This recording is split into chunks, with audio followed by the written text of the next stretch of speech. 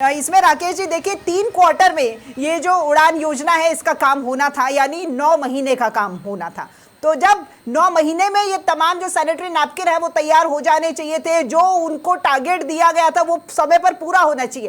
Capacity है नहीं, काम होगा नहीं, और कागजों के अंदर 12 महीने का जो आंकड़ा है वो लिख दिया गया है। तो क्यों ये 3 जो किस्तों में काम होना है उसको ये किस्तों को बढ़ा करके 4 क्यों कर दिया गया है? ये भी एक बड़ा सवाल होता है। यानी किसी एक अधिकारी की मनमानी के चलते पूरा जो फेरबदल है, जो जिस तरीके से योजना को आगे चलना चाहिए वो मनमानी तरीके से चलाई जा रही है। बिल्कुल, देखिए राखी जी, हमने इस पूरे मामले पारदर्शिता बरतने के लिए हमने एमडी से बात की थी और एमडी के पास हम गए भी थे।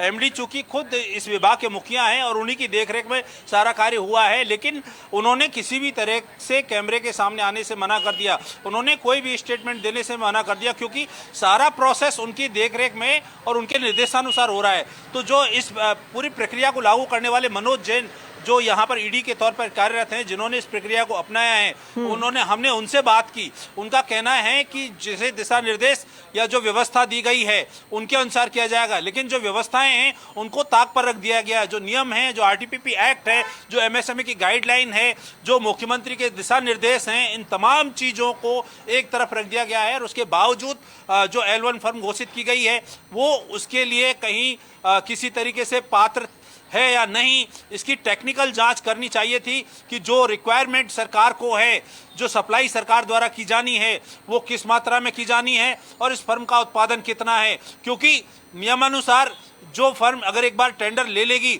वो किसी दूसरी फर्म से इसको परचेज नहीं कर सकती।